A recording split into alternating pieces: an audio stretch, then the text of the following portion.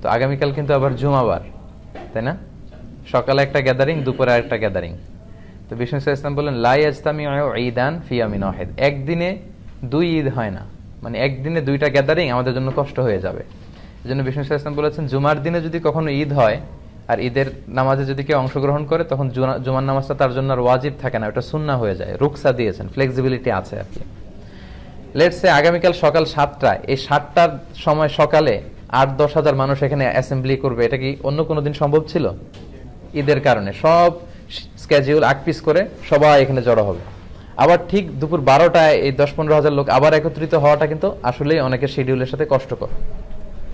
এজন্য বিশ্বনবী এখানে ছাড় দিয়েছেন যে ঈদের সালাতে কেউ অংশগ্রহণ করলে ফামান আরাদা ইয়াতি ফালিয়াতি ওমান আরাদা ইয়াতাখাল্লাফ ফালিয়াতাখাল্লাফ।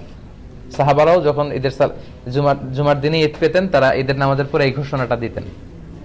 তবে জুমার সালাত যেহেতু